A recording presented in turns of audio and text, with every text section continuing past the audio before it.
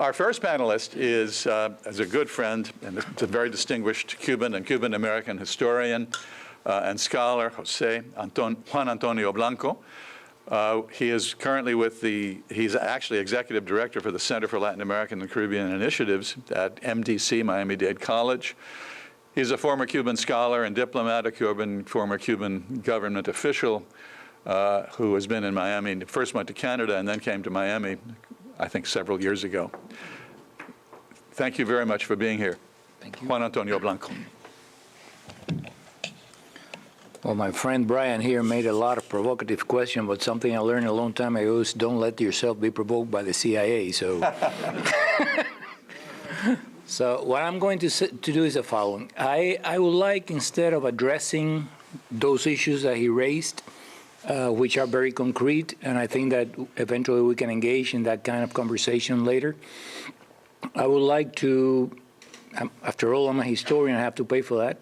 I would like to put this in a historic context in terms of where is Cuba today, where is the ruling elite, what are the ruling elite options, what seems to be the options that they are choosing at the present time, and if that is going to be changed at any time later, why could that eventually be changed?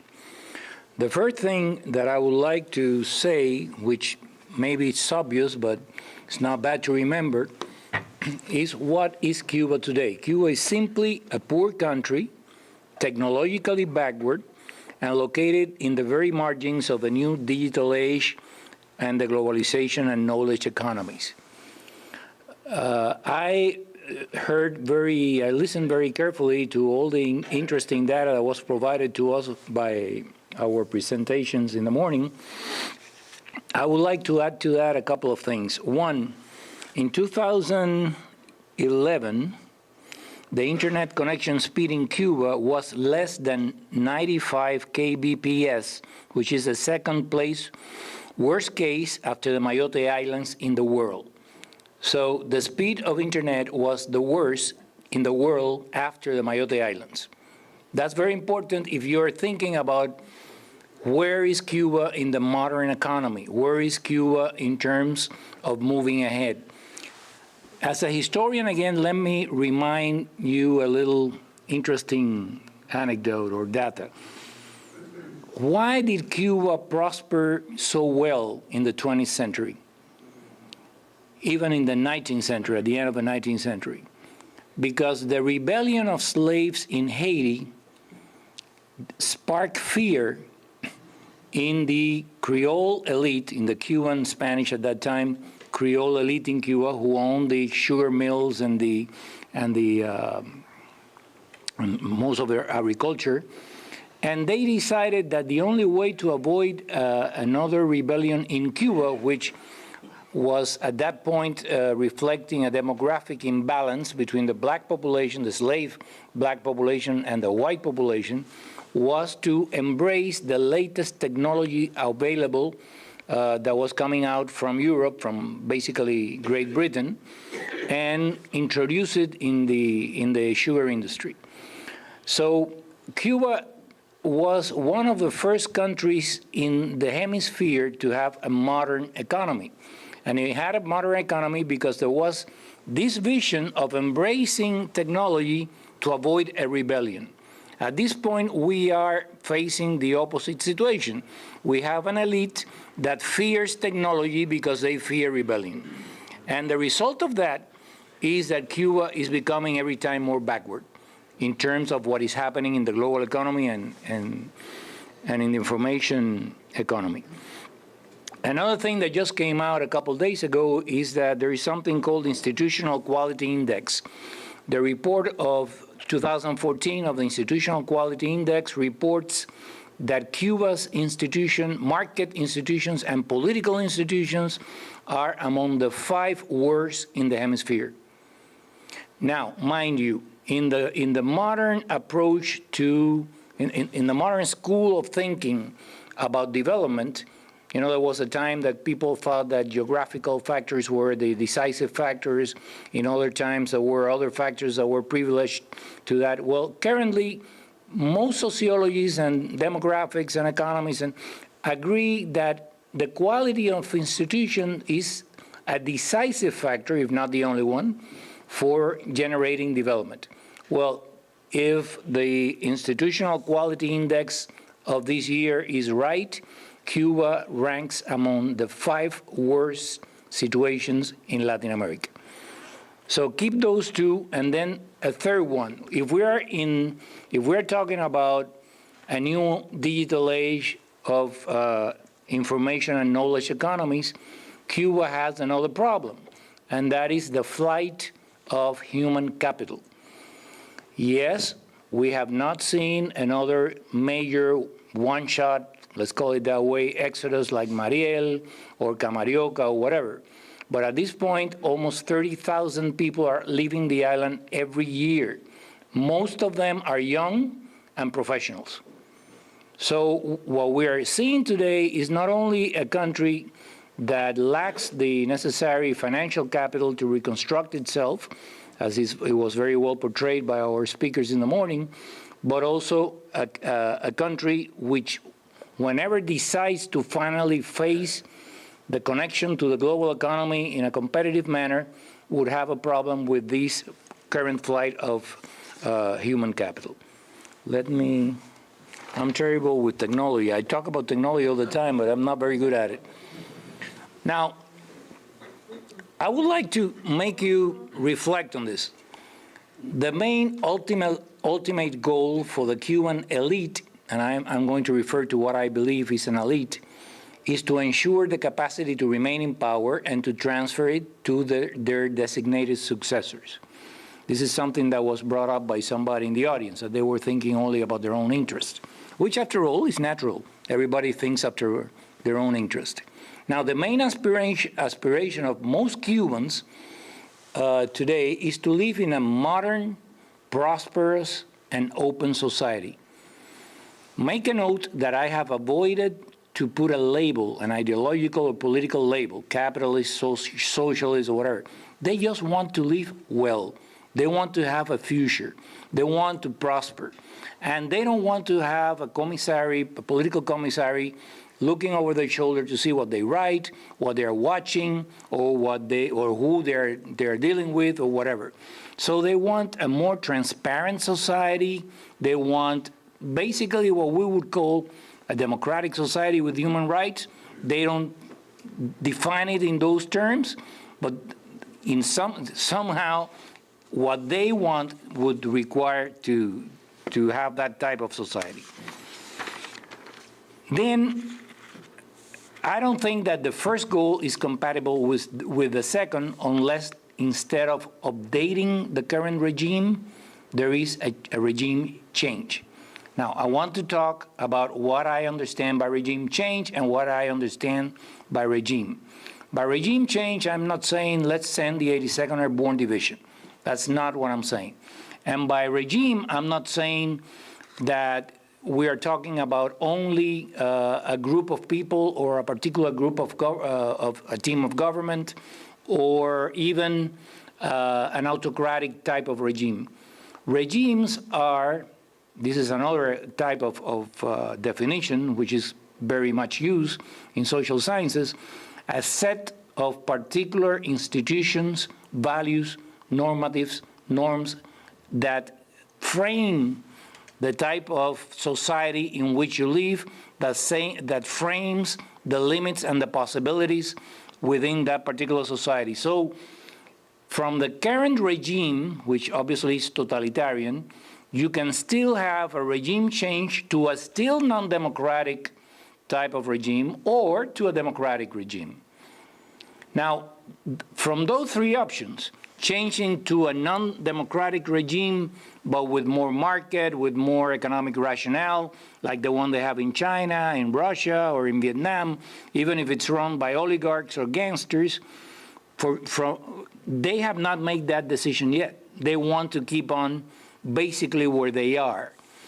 And the other option, which will be to move to an open market, democratic regime, obviously has not been very much considered. So these are the three options: model through, non-democratic, and democratic transition. The interesting thing is that the model through option is not economic efficient to be self-sustainable. You need a major continuous injection of subsidies. So when Murillo says we need to get $2.5 billion a year to make this economy grow or whatever, what he's saying is to keep modeling through, we need this injection of capital. But once that capital is injected, frankly speaking, unless the regime changes into a market-oriented regime, is not going to make any basic difference. Now, each of those options goes with a different foreign policy. The first option would require a major injection of continuous subsidies. So to whom can you appeal in the current situation of the world? Venezuela, China, eventually some other country in the world, like Russia, that could provide that type of subsidy. If you're going for the second one, as was stated here, if you're going to move along the Chinese path, then you can go for the IFIs, you can go for the international financial institutions, you can eventually, make have a better relationship with Europe. I don't think that would be enough to move the American Congress into lifting the sanctions, but eventually you would have more options than with the first one. If you move to the third one, then you can enter into a period of normalizing relations with the big market, which would determine the possibility of the future economy in Cuba, which is obviously the United States. Now, what external events can be an incentive to either entrench or to move ahead? Well, my experience, and I think that any observer can come to the conclusion, that whenever they have had a major crisis, a major economic crisis, they have been opening up and making concessions to their own ideology and have been reforming or allowing certain spaces to the market, to intellectuals, to have debates, and so on. Once that they have found a new country that will provide the subsidies, like it happened in 2000 with Chavez, after 1998 with Chavez, they start to restrict again the spaces and to roll back the reforms that they made just to cope with the crisis in the moment, in the worst moment when all the Soviet Union was lost and everything else. So obviously, injecting more capital to the model through model, I don't think is going to move them into a different direction. It's going to help them to entrench, believing that they can get ahead. If Mr. Murillo can get the $2.5 billion for free, they are going to stay basically where they are. Now, losing those subsidies would require to eventually move into a different direction, meaning if the situation deteriorates with Venezuela, if Angola is not coming in as another source of subsidized oil, if the Chinese decide that they are pragmatic and they can help to a certain degree, but they want their money to be paid back to them, if the Russians don't go beyond asking for some military facilities to pressure Washington and the European Union every time that they have some crisis in Eastern Europe, then they would have to reconsider again and move ahead quicker than they're doing now. This is sin pausa pero sin prisa will become sin pausa and with prisa because things are deteriorating. What domestic force could pressure the elite to change path? Here, I am a fan of Barrington Moore Jr. Writings on and studies on rebellion and revolutions and all that. And his conclusion, basically after all his studies on rebellions and revolutions in different ages and different times in history, was that for people to rebel, there are three conditions that must coincide. One is that people must feel that their situation is unfair and intolerable.